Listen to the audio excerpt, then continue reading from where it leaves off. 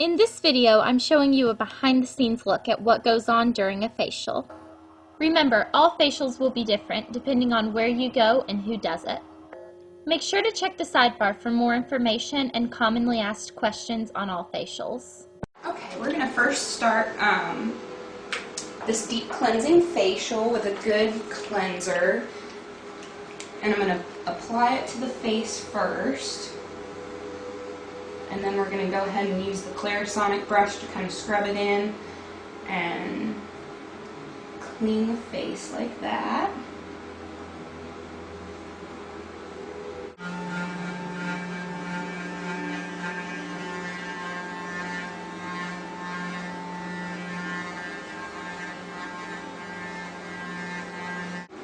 And we're going to do that process over again.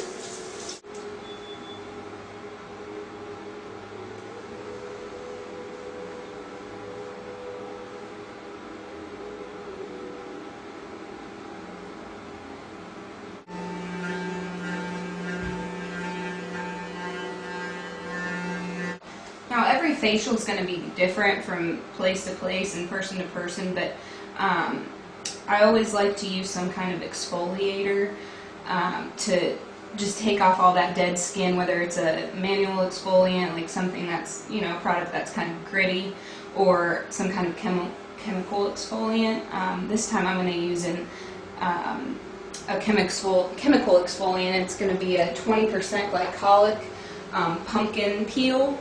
And what this is going to do is kind of just get rid of all that dead skin, but it also, with the glycolic, it'll help with any sunspots, any scarring. It's good preventative maintenance for young people, so you try to avoid the sunspot scarring, any fine lines and wrinkles. But this one in particular has just some natural extracts in it: pumpkin, orange, lemon, different things that help kind of soothe the skin down while the glycolic is doing what it's supposed to do, so you won't be red all day long. Your face isn't going to peel like a straight glycolic would do. And this will always, anything with the chemical glycolic or lactic acid, anything like that's going to tingle a little bit. So you can even, you know, some people might fan the skin a little just to cool it down. Others can handle it just fine, and it, you know, doesn't bother them. You can always feel it though. And this also helps. It's also going to help dry up any acne spots, any problem areas. It'll help get those cleared up a little bit quicker than they would normally. And once again, we're going to go all the way down the neck and onto the chest.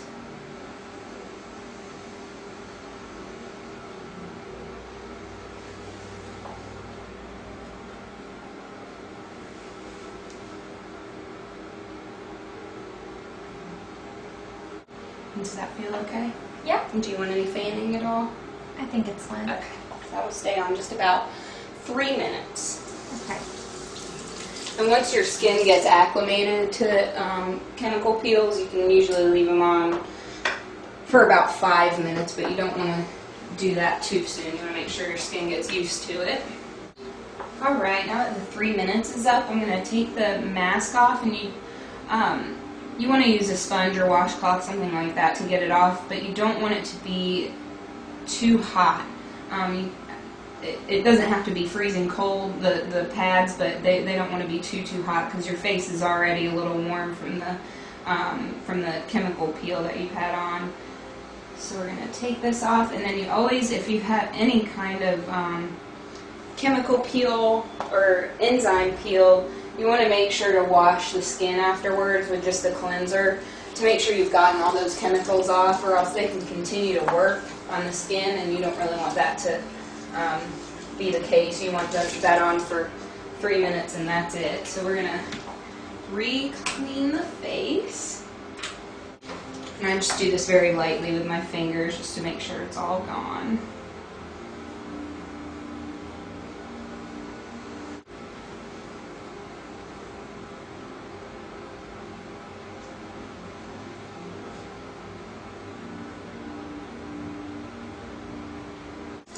Okay, now I'm going to apply a warm steam towel to the skin, kind of just wrap that around the face. And what this will do is help kind of open up the pores, so when I go to do extractions after this, they'll be nice and open for me, and I'm not going to be having to really pick at things, to, for lack of a better word. I'm not going to have to really get in there. This will help kind of smooth everything and just open everything up for me. And of course, while we're steaming, do a nice relaxing hand massage.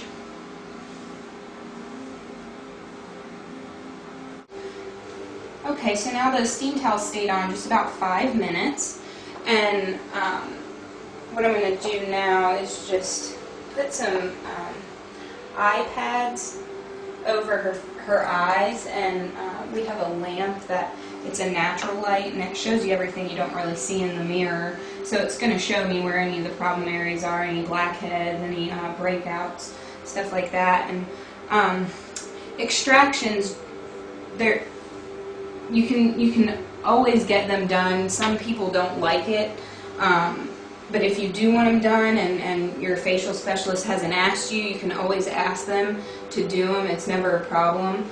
Some people just simply don't like it. And extractions generally don't hurt unless you have really problematic skin, and it's just really a problem. You're going to have to be getting in there with a lancet or something like that. Extractions do not hurt really at all, and what I like to do is just cover the eyes so the lamp doesn't hurt the client's eyes, and then I always take tissues or just something to cover my fingertips to extract the blackheads or the acne areas, because you don't want to reintroduce bacteria into the pores that are next to the problem area. So you always, if you're extracting your own anything on your own skin, you want to make sure your fingers are clean and that you've covered them, even with just a tissue or a paper towel, just something to keep the bacteria from entering the skin around that area, because all it will do is just cause another breakout right next to the breakout you already have.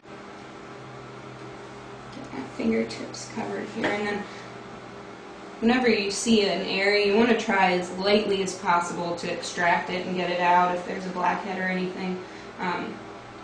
You don't need to be any redder than you might be after doing this, so you just want to very lightly try to get those areas.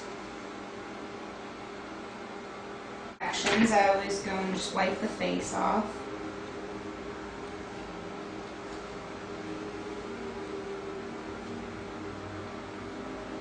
Okay, and now we're going to start the facial massage. Generally, I like to do the face, neck, and shoulders and décolleté, just to get everything relaxed. And I always use a non-scented hyperallergenic massage lotion, just to be sure no one's allergic to anything in the massage oils. You can get a lot of different massage lotions and oils, and I always like to use something that's hypoallergenic, because you're going down onto the shoulders and the neck and back.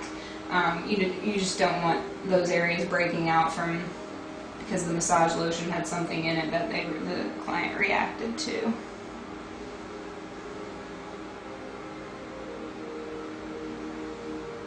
Okay, I'm just going to lightly wipe off the massage lotion.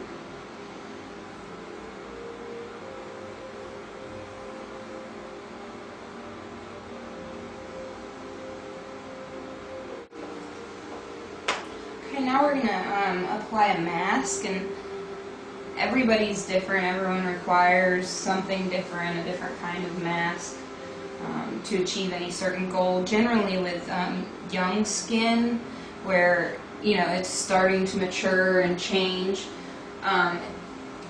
most people are going to have a problem with some areas being oily, some being a little more dry. So I always like to use with the little bit younger skin, use a balancing mask, and that's what I'm going to do here. And what this is going to do is help balance any areas. Usually T-zone is a problem in younger skin, T-zone oiliness and breakouts, where it's the forehead, the nose, and the chin. So what that'll do is kind of help, this mask will help balance the skin in those areas back to the normal pH that it should be, and then generally around the jawline, and sometimes the cheeks tend to be a little bit drier, so that'll also balance the skin out, and everything will be balanced to the normal pH. Typically we see masks in movies and on TV that are green, and they dry and come off in one piece in the shape of a face. That's not the case for most masks. There's so many different ones out there. This one does actually happen to be green, but it's not going to dry and peel off perfectly. What I do with this mask is actually put a steam towel over top of it, so the pores open up and allow the product to actually penetrate the skin. Some masks, you want it to dry on the skin. This one in particular, you want to keep it a little bit moister, and like I said, every mask out there is different. This one's going to stay on about 7 to 10 minutes. Some of them stay on 5 minutes, some stay on 20.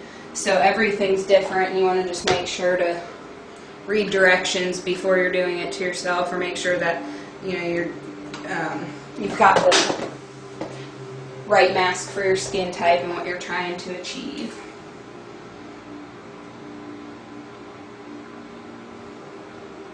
Okay, and this towel is just going to be applied in the same manner that I did it to steam the skin. It's just going over top of the mask.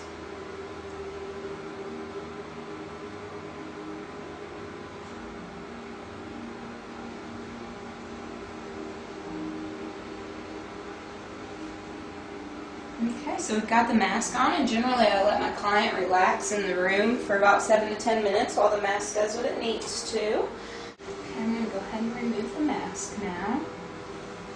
Generally this mask will come off as I wipe it with the towel.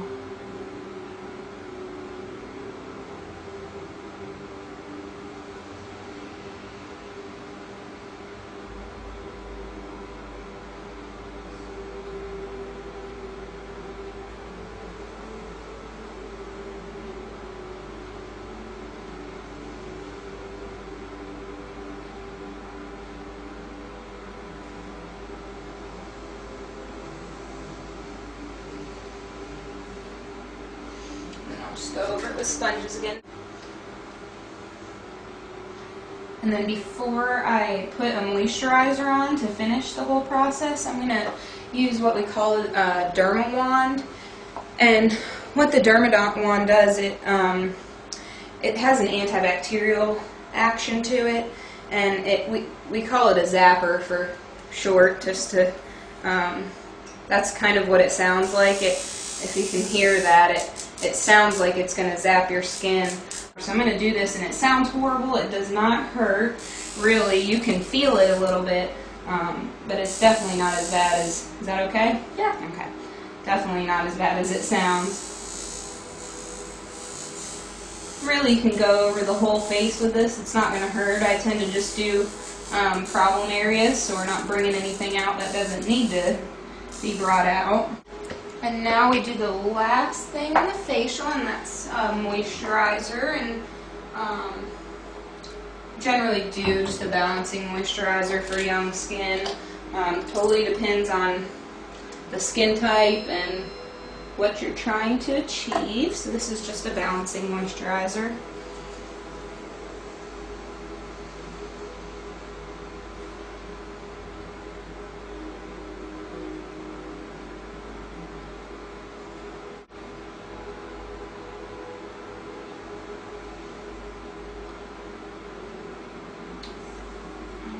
We are all finished.